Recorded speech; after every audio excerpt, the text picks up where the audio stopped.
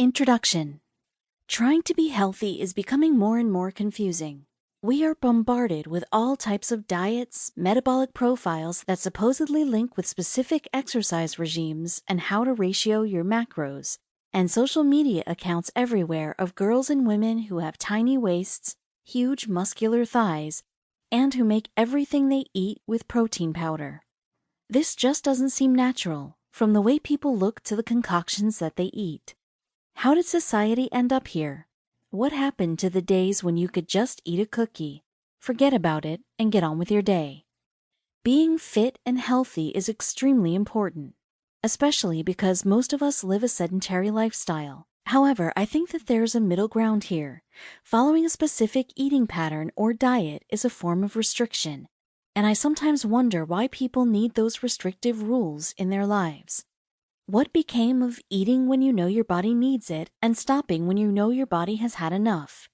Accordingly, if your body doesn't need food, you don't eat any. Isn't that what our ancestors used to do? Because eating and food have become such an integral part of our lives.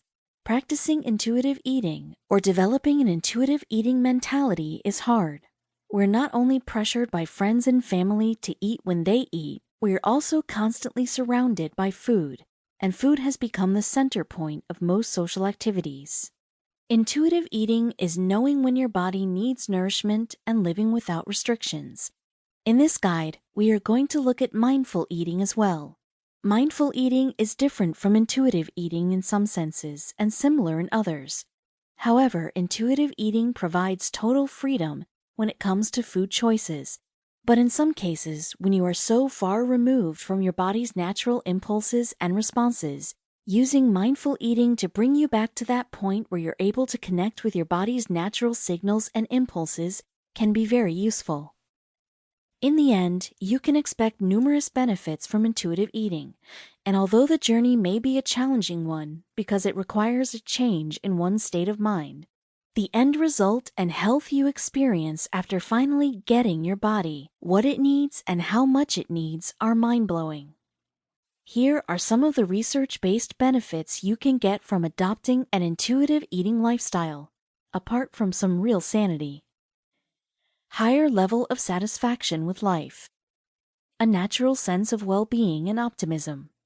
Dramatically reduced cases of emotional eating.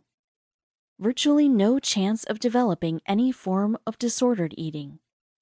A sense of proactivity in your approach to life and coping. Higher levels of good cholesterol, lower levels of triglyceride. A better relationship with your body and body image. High self-esteem. These effects have been noted in over 100 studies conducted about intuitive eating. You develop these health benefits because you start experiencing a sense of freedom that you never thought could be coupled with health and a healthy body image. Rumsey 2019. Intuitive eating has 10 important principles that will not only help you to understand the practice in itself, but will also serve as a guide to lead you to the point where you can practice intuitive eating without any concerns. These principles all emphasize the unconditional freedom one needs to experience and how this should be closely linked with your body's needs and not your emotional needs. In each chapter, we will discuss one principle and will explain each principle within the context of the chapter's subject. To help us understand the big picture of intuitive eating, why it may take some time to truly release yourself from the shackles of diet culture, and what it may take to stand up for your own freedom, physically and mentally, in order to be the most fulfilled, healthiest, and happiest individual you can be. This is your time. The time to get to know and understand your body is now. Embrace it and enjoy the journey.